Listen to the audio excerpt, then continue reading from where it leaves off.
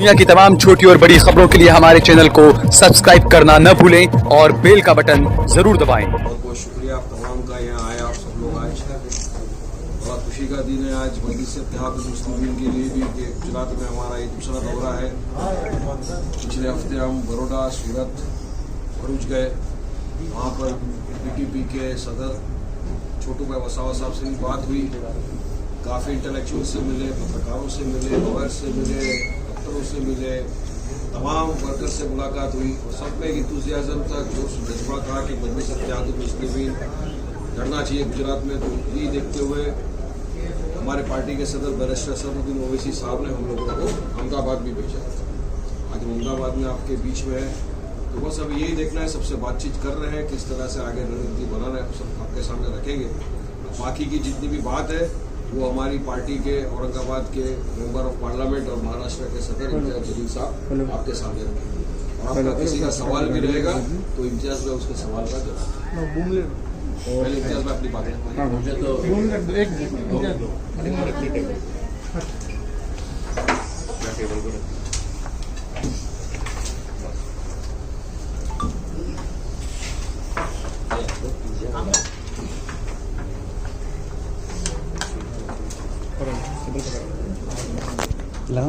लगाना मत, खाली हाथ में रखा।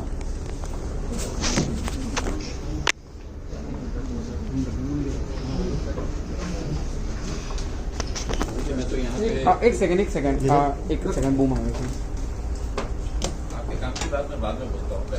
बिल्कुल मैं तो मुझे यही बताया गया जो वाले लोग हैं काफी देर संजय भाई इंतजार कर रहे थे, तो मैं सोचा आपसे सलाम दुआ करते चले जाए। और अल्हम्दुलिल्लाह आप लोगों का जो जोश है, जो जज्बा है, जो मोहब्बत है, जिसकी वजह से हम लोग यहाँ पर खींचे चले आए हैं, वो जोश हमने जैसा वारिस भाई ने बताया है कि हमने सूरत में, भरूच में, बड़ौदा के अंदर देखा था। और उसी वक्त कई लोगों की ये शिकायत थी कि हमने हमारा दौरा अहमदाबाद से शुरू करना चाहिए था। ये सही बात है, लेकिन उस वक्त हम जो आए थे छोटू भाई वसावा साहब के साथ मीटिंग करने के लिए आए थे, उनके साथ आगे का क्या प्रोग्राम हमारा रहेगा उसके ताल्लुक से हम लोग यहाँ पर आए थे। लेकिन काफ़ी लोग का ये इसरार था कि हमने अहमदाबाद भी आना चाहिए और दूसरे इलाके भी आना चाहिए। तो आज हम यहाँ पर आए हैं, 1-2 दिन हम यहाँ पर रहेंगे और जितने सारे लोगों से हम मिल सकते हैं उन लोगों से मिलेंगे, उनके साथ बातचीत करेंगे, उनके साथ चर्चा करेंगे, चाहे फिर वो एक इंटेलेक्चुअल क्लास हो, प्रोफेशनल्स हो, डॉक्टर्स हो, वकील हो, इंजीनियर्स हो, अलग अलग तरह के जितने भी प्रोफेशनल्स रहेंगे उलमाए इकराम के साथ हम मुलाकात करना चाहेंगे, उनकी दुआएं हम हासिल करना चाहेंगे, क्योंकि उनकी दुआओं के बगैर हम नहीं समझते हैं कि हमारा सफ़र पूरा होगा। तो उन लोगों से भी मुलाकात करेंगे जो अलग अलग पॉलिटिकल पार्टीज़ के लोग हैं, उन लोगों से बातचीत करेंगे, उन लोगों से मुलाकात करेंगे। कई ऐसे हमारे को पॉलिटिशियंस मिले हैं जो मजलिस में आने के ख्वाहिशमंद है। यकीनन हमारी ख्वाहिश यही रहेगी कि मजलिस के साथ ज़्यादा से ज़्यादा लोग जुड़े। हमारी ख्वाहिश रहेगी कि अच्छी छवि के लोगों को हम साथ में लें और साथ में लेकर पार्टी को यहाँ पर मजबूत करें। यही एक मिशन के तौर के ऊपर हम यहाँ पर आए हुए हैं और यकीनन हमको पूरा इस बात का यकीन हो चला है। और मैं ज़ाती तौर के ऊपर आपको ये बताऊं कि मैंने बिहार गया हूं, मैं उत्तर प्रदेश गया हूं, महाराष्ट्र में गया हूं, लेकिन पता नहीं है गुजरात की सरजमीन के अंदर जो मोहब्बत देखने को मिल रही है, जो जोश देखने को मिल रहा है, वो हमारा हौसला और बुलंद कर रहा है। पार्टी के ताल्लुक से चूंकि हमारे पास यहाँ पर ऑर्गेनाइजेशन सेटअप नहीं था, चाहने वालों की तादाद कम ऐसा नहीं है, बेहिसाब चाहने वाले लोग हैं अल्हम्दुलिल्लाह। लेकिन ये है कि जब आप किसी राज्य में जाते हैं तो आपका ऑर्गेनाइजेशन सेटअप होना बहुत ज़रूरी है। हम तो यहाँ पर मेहमान की तरह आए हैं, 1 दिन 2 दिन गुजारेंगे और यहाँ से चले जाएंगे, लेकिन यहाँ पर एक अच्छी बॉडी हमको एस्टैब्लिश करना बहुत ज़रूरी है। हम यहाँ पर जब लोगों से मिलेंगे, लोगों से बातचीत करेंगे, तो हम लोगों की राय जानना चाहेंगे कि गुजरात के अंदर जिम्मेदारियां अगर किसी को दी जाए तो किसको दी जाए करके। अब ये है कि ख्वाहिशमंद बहुत सारे लोग होते हैं, लेकिन ये है कि वही पार्टी तरक्की करती है जो अपने कायद के फैसले को लब्बैक कह के आगे बढ़ती है। तो हम यही चाहेंगे कि पार्टी का जो भी फैसला रहेगा वो असद साहब अपने तौर के ऊपर डिक्लेयर करेंगे। जैसे ही हम यहाँ पर आए गुजरात के अंदर तो कई सारे लोग फोन करना शुरू कर डाले कि आप इसके करीब क्यों गए, इसके पास क्यों गए हैं, ये है। देखिए, हमारे दरवाजे हर एक के लिए खुले हैं। एक सियासी पार्टी है हम, और सियासी पार्टी में हर तरह के लोग रहते हैं, आते हैं, जुड़ते हैं। जैसे जैसे ये सफर आगे बढ़ेगा तो हमको भी समझ में आएगा कि यहाँ पर मजलिस को चाहने वाले कौन है। ये जमात जो है ये महज एक सियासी जमात है, ऐसी बात नहीं है। मजलिस को लोगों का देखने का एक नजरिया, मैं जब यहाँ पर देखा कि अहमदाबाद में ही वो बड़ा पतंग बनाया गया था, कोई एक साहब उसके ऊपर जिस तरह से वो उनकी खुशी वो जाहिर कर रहे थे उस पतंग को बड़ा पतंग बनाकर, तो इस बात को दर्शाता है कि यहाँ के लोगों के अंदर कितना जोश और जज्बा भरा हुआ है।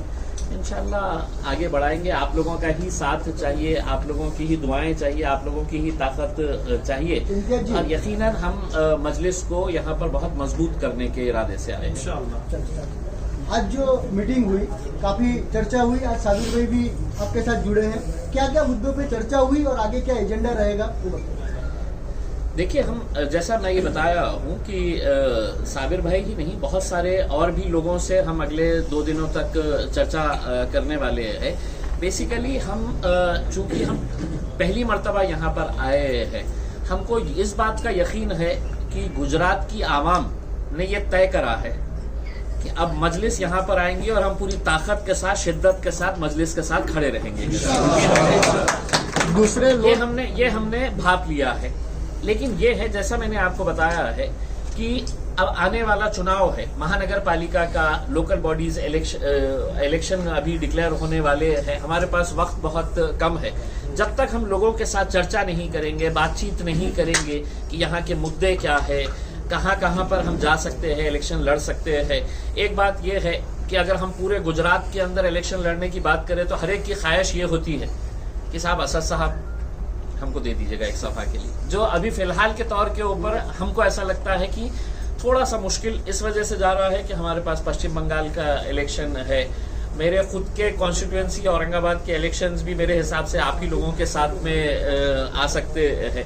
तो बहुत सारी चीज़ों को हम लोग चर्चा के तहत अब ये डिसाइड करेंगे कि कहाँ कहाँ हमें इनिशियल फेज के अंदर जाना है। हो सकता है कि हम इनिशियल तौर के ऊपर हर जगह नहीं पहुँच सके, लेकिन ये तो तय है कि हम बहुत लंबी रेस के घोड़े हैं, अभी तो मैदान में उतरे हैं, इंशाल्लाह आगे। अहमदाबाद म्युनिसिपल कॉर्पोरेशन में आप लड़ने वाले हैं, कितने कैंडिडेट आपके खड़े रहेंगे और क्या तैयारियां हैं? देखिए, ये अभी कहना बहुत मुश्किल है।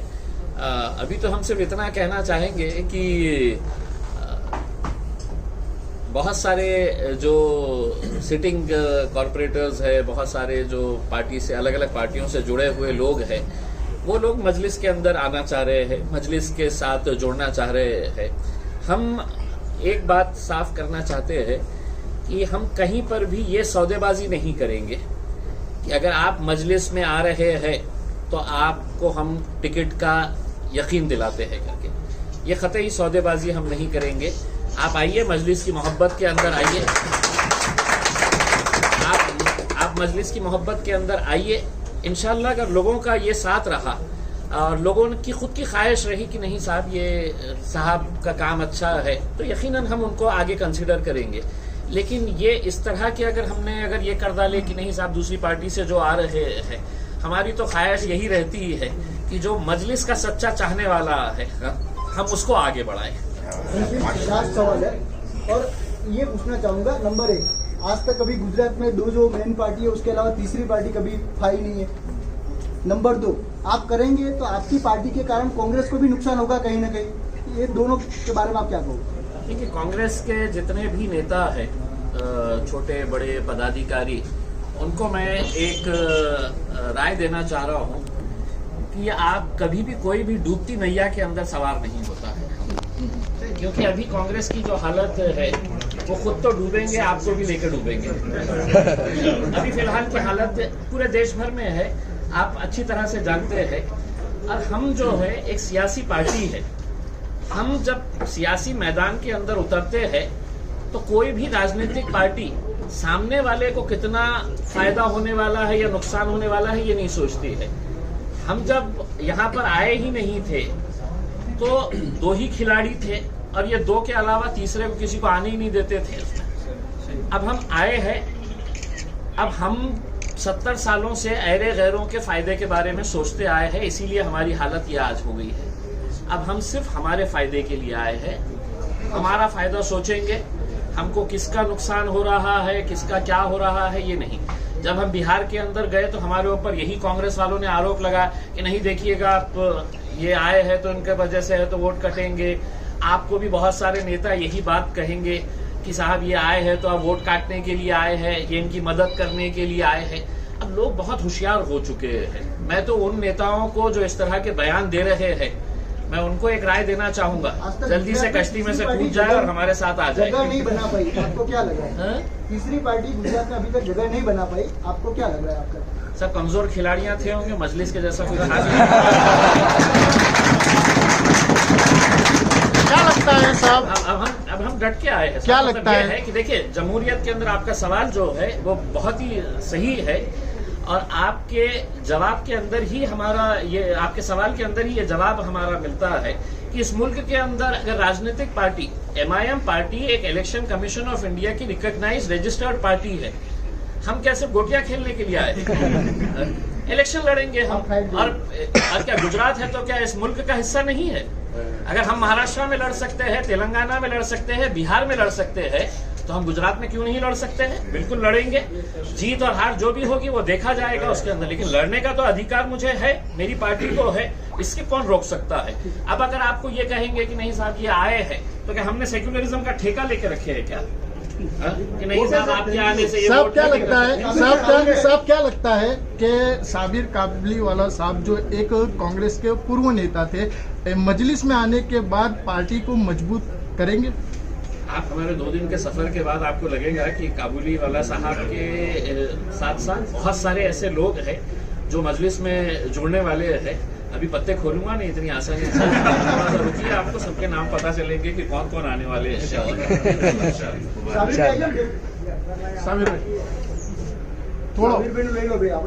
साबिर भाई ना आपका भूकंप आया है, मीडिया है साबिर भाई। एक ऑथराइज उसके बाद प्रेस कॉन्फ्रेंस देखिए, अभी फिलहाल जो है पार्टी की तरफ से कोई बॉडी अभी डिक्लेयर नहीं की जा रही है। पार्टी की जो भी बॉडी डिक्लेयर होगी ये बैरिस्टर असदुद्दीन अवैसी साहब अपने ट्विटर अकाउंट के ऊपर से डिक्लेयर करेंगे। हम ये 2 दिन सिर्फ यहाँ पर लोगों से मिलने का काम कर रहे हैं। लोगों से मिलने के बाद हम एक लिस्ट तैयार करके असद साहब के पास फॉरवर्ड करेंगे।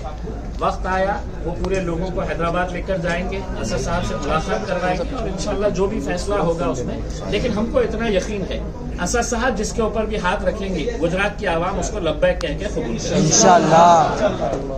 आप देश लाइव, देश की आवाज।